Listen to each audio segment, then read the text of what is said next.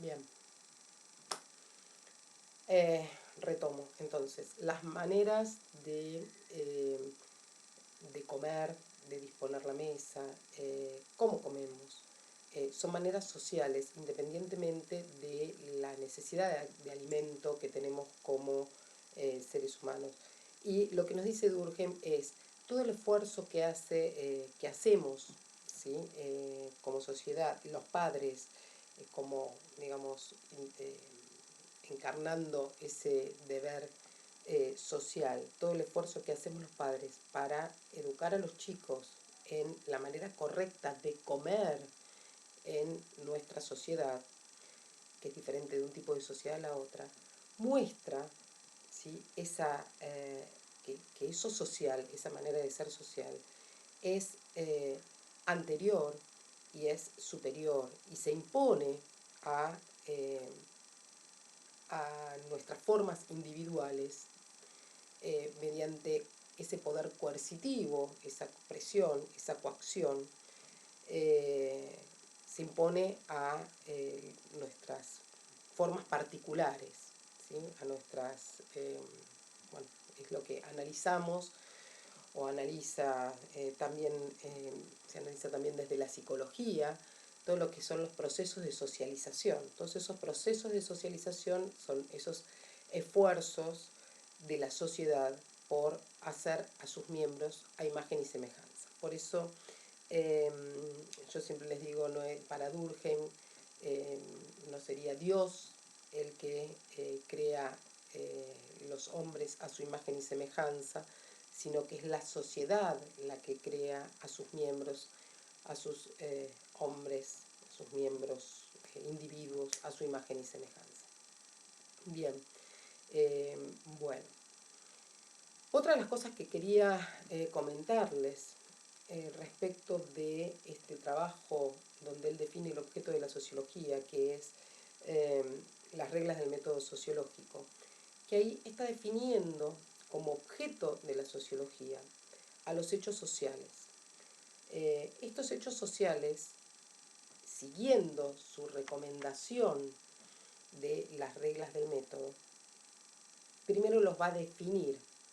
Y acá yo quería aclarar cómo es el tipo de definición que les puse ahí en el apunte, cómo es el tipo de definición que utiliza Durkheim para definir los hechos sociales y para definir todos sus objetos de investigación. ¿Por qué? Porque él va a decir que tenemos que partir de una definición que nos permita delimitar qué fenómenos vamos a abordar, qué fenómenos vamos a estudiar. Y esa definición en Durkheim es una definición como la definición en biología, como las taxonomías botánicas, como las definiciones que encontramos en el diccionario y como las definiciones como nos enseñaban a hacer cuando yo era chica en el colegio, allá lejos y hace tiempo, son definiciones por género próximo y diferencia específica. Género próximo sería, en términos de teoría de conjuntos, sería el conjunto mayor que incluye el fenómeno, y diferencia específica el subconjunto, cuáles son lo que lo diferencian de los otros. Ejemplo, si yo digo, por ejemplo, pino, género próximo, árbol, ¿sí? Ese conjunto mayor que lo incluye, género próximo, árbol, el género que lo incluye.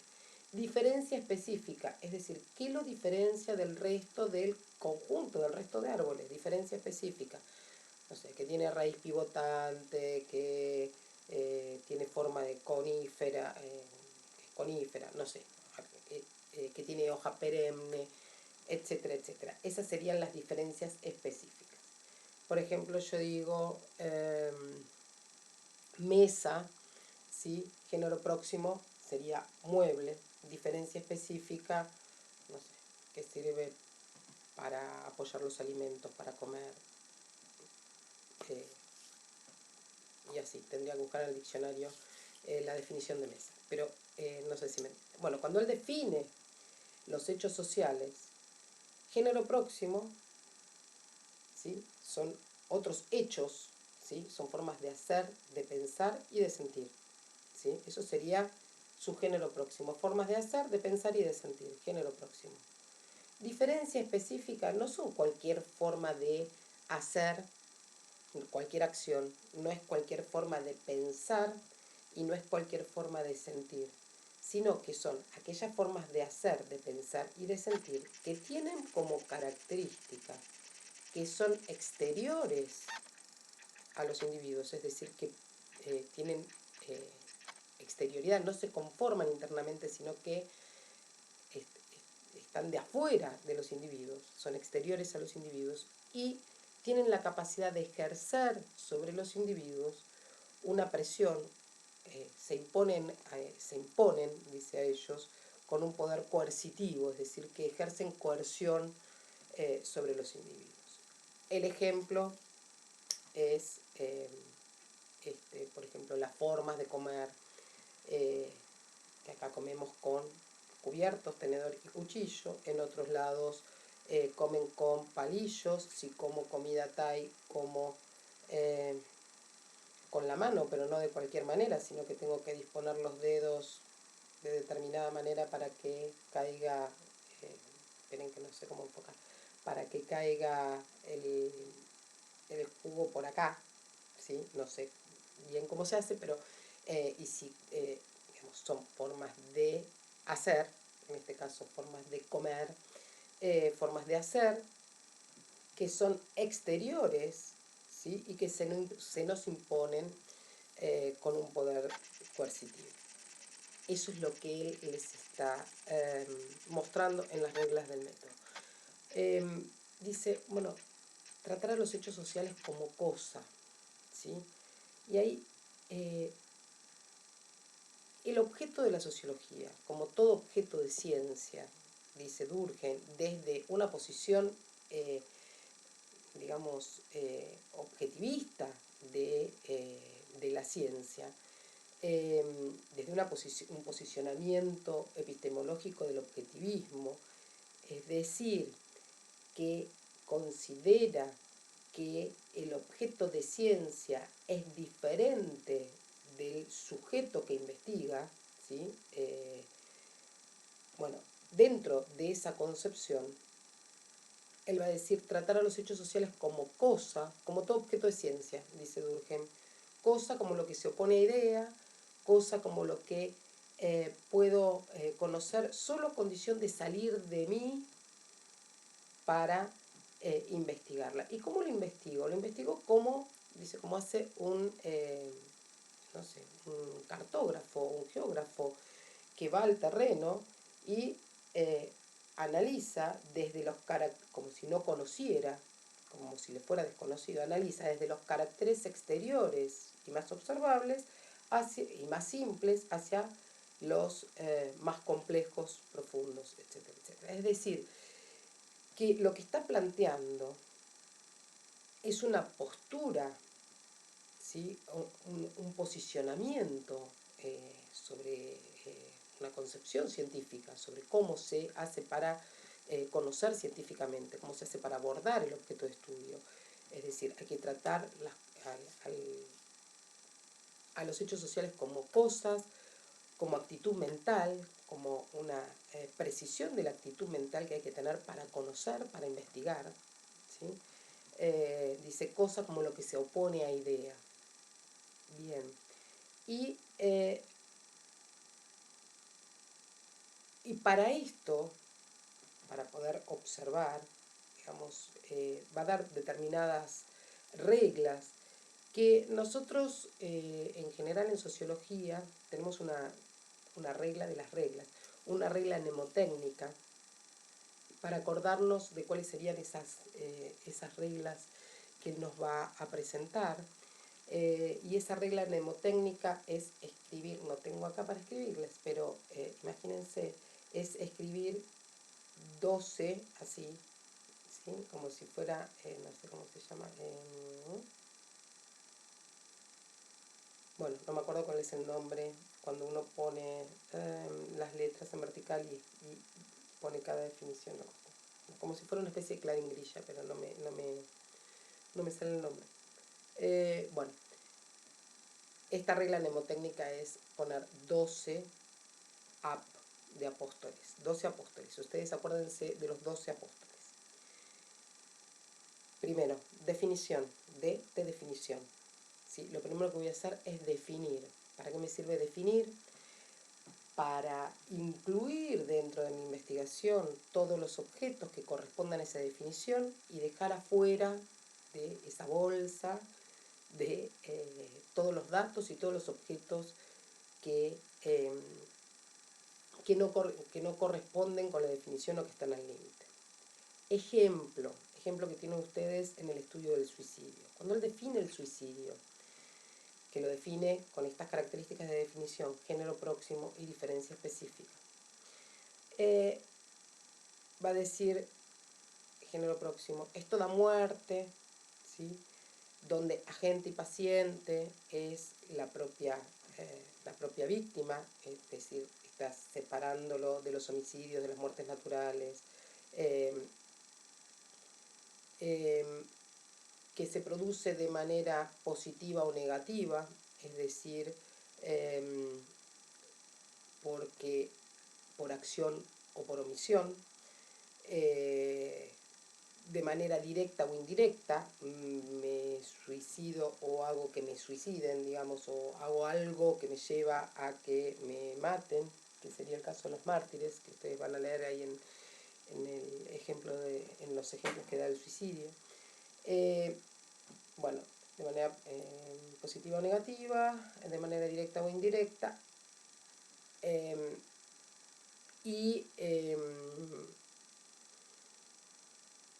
con la certeza de que se va a producir ese efecto, es decir, que se va a producir la muerte.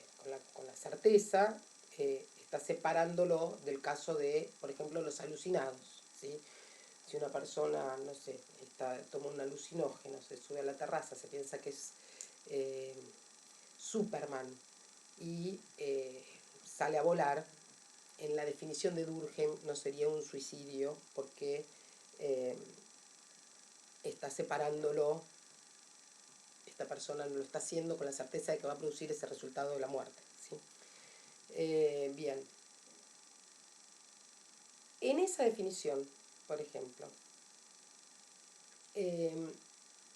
siempre les cuento esto, no me acuerdo qué país es, si es Suecia, o bueno, es un país escandinavo, que tienen, que por ejemplo, si la ruta, en los carteles en la ruta dice que la velocidad máxima es a 130 y yo voy con el auto y me pego un palo a 145, ¿sí? Mi accidente, si me muero, no está puesto como accidente, sino que causa de la muerte va a ser suicidio. Es decir, no sé si me siguieron con el ejemplo, ellos suponen que si uno excede la velocidad que se supone que es la máxima, es porque está haciendo un intento de suicidio y si se muere en ese intento, se suicidó. Bien. Si ese tipo de estadística de suicidio, con ese tipo de definición, donde esas muertes son catalogadas como suicidios, fuera aplicada en Argentina, tendríamos la tasa más alta de suicidio del mundo, ¿sí? ¿Se entiende por qué es importante la definición? Porque me permite delimitar qué es lo que voy a considerar dentro de mi investigación, dentro de mi objeto de estudio. Y voy a dejar afuera aquello. En este caso, en este ejemplo que les di,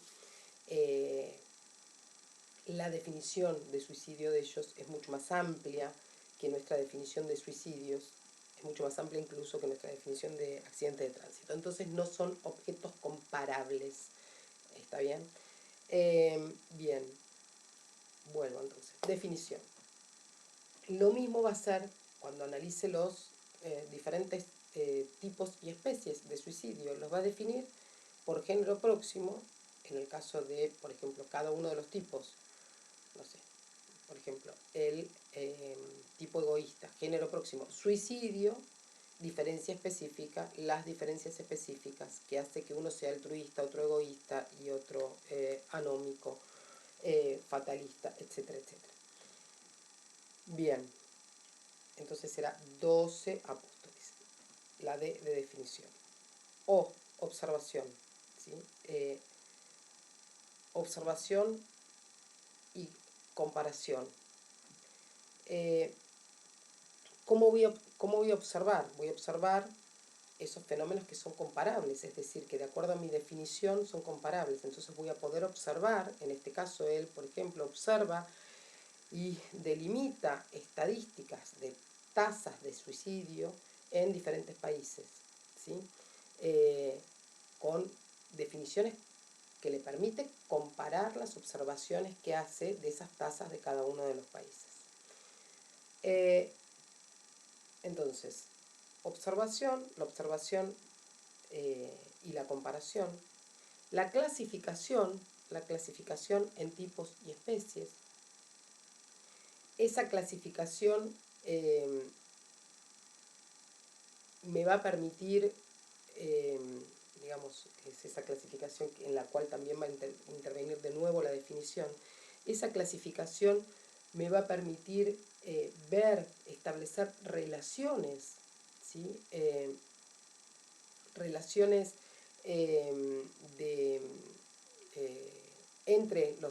hacia adentro de los tipos y relaciones entre los diferentes tipos que me van a permitir establecer un tipo de relación causal. Y la E es de explicación. Y acá un paréntesis, un comentario. ¿Cómo es el tipo de explicación durkheimiana? Y yo siempre les digo que es un tipo de explicación monocausal, es decir, y lo dice Durkheim, todo fenómeno social se explica por otro fenómeno social, es decir, hay una causalidad. Es un tipo de explicación que intenta encontrar una legalidad, es decir, leyes que expliquen el funcionamiento de lo social, que expliquen la causalidad y que expliquen la función, causa y función. En el caso de el estudio del suicidio, por ejemplo, para dar un ejemplo, el tipo de legalidad que establece, por ejemplo, cuando les dice la tasa de suicidio varía de manera inversamente proporcional a la tasa de integración social, es decir, que el tipo de explicación es una explicación por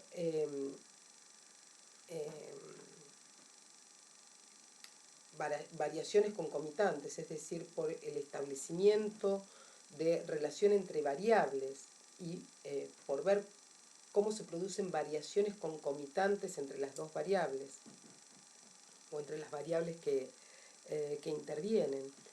Y posteriormente, por eso venía el Apóstoles de administración de la prueba. La administración de la prueba es hacer intervenir terceras variables, ¿sí? Para comprobar que la relación no es una relación espuria.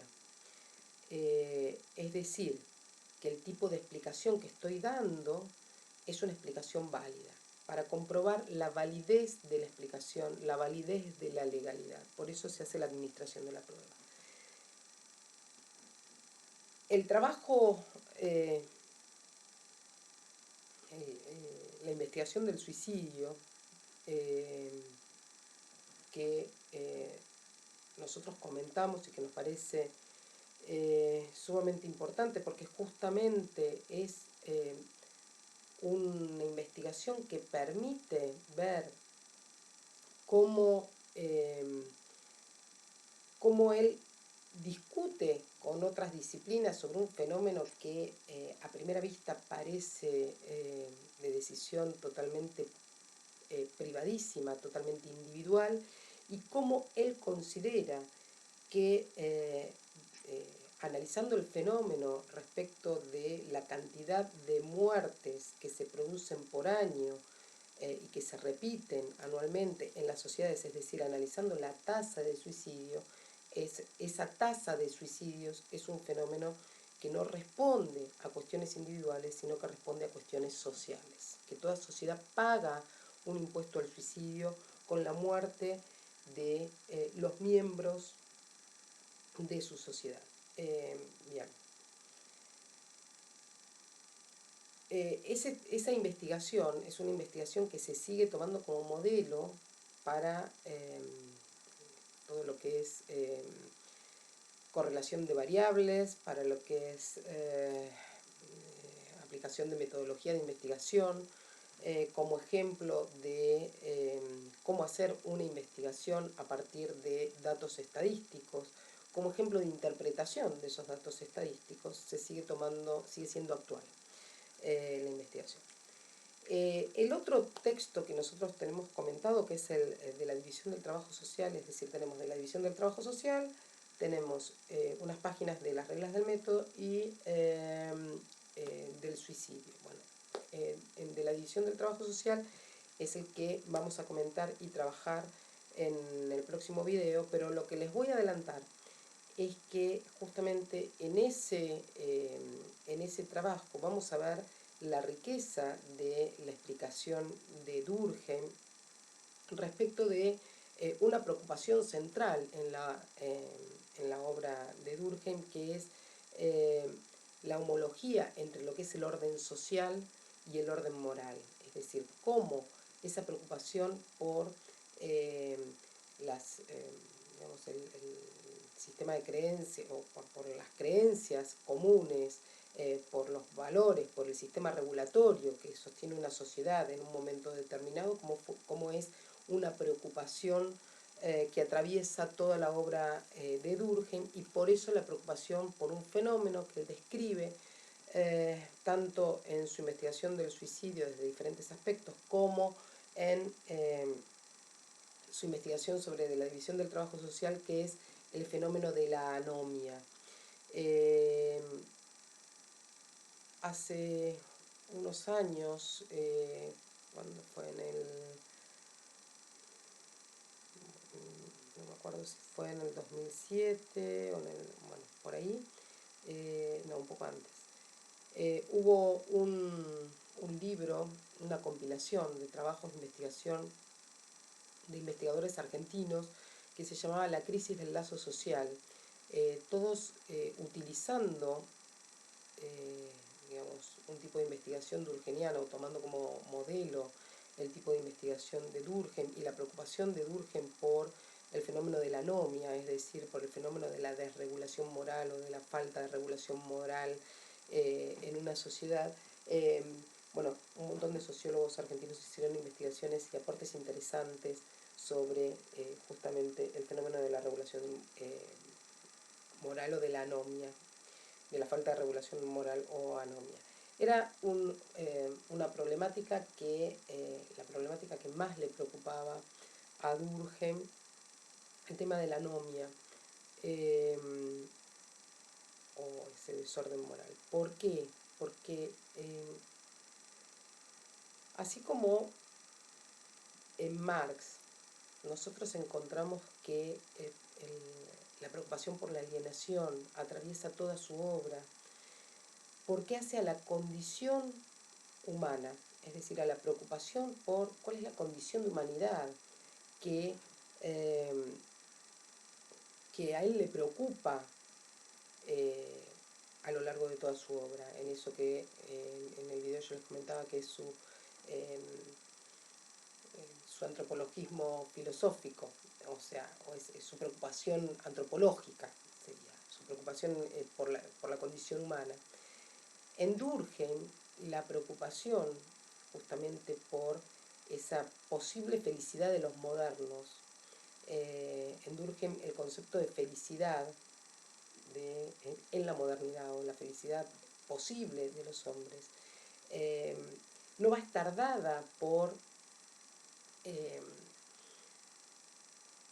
tener cada vez más, sino justamente porque haya una regulación moral que le plantee, que va a estar dada por la sociedad como autoridad moral superior, que plantee qué le corresponde a cada uno y cómo cada sector y cada individuo internaliza esa presión de la regulación moral para aceptar qué es lo que le corresponde.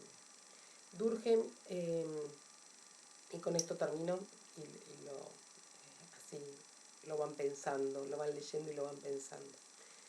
Durkheim decía que en todas las sociedades, en la historia, todas las sociedades,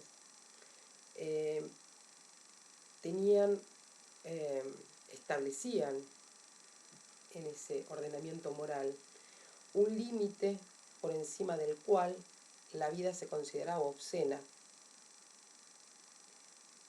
y un límite, un umbral, por debajo del cual la vida se consideraba inhumana. Es decir, que la condición de humanidad estaba entre esos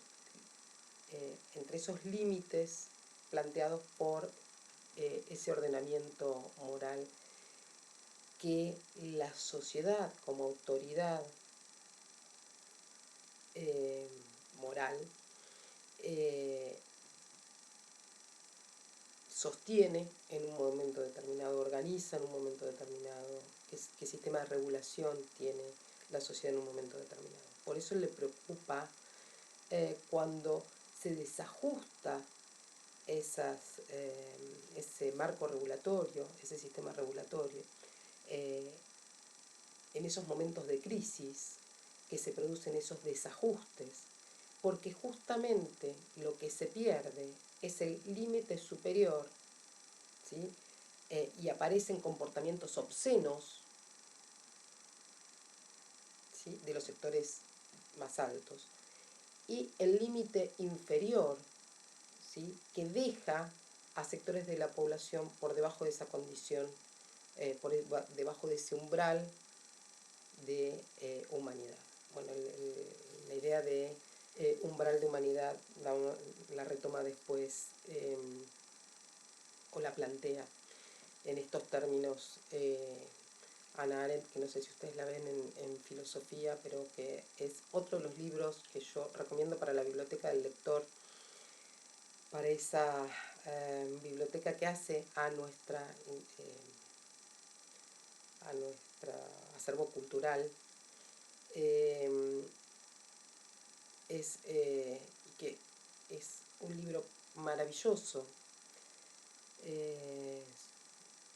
para comprendernos en esta modernidad tardía, que es la condición humana. En el libro La condición humana, Hannah Arendt discute con todos los clásicos, discute con Marx, discute con Weber, discute con Foucault, discute con todos estos autores que nosotros vemos y con otros, ¿sí? Y justamente lo que va a plantear es cómo analizar esa condición, la condición humana, qué es lo que hace a la condición humana. Bueno, me fui a tema. Nos vemos en el próximo capítulo de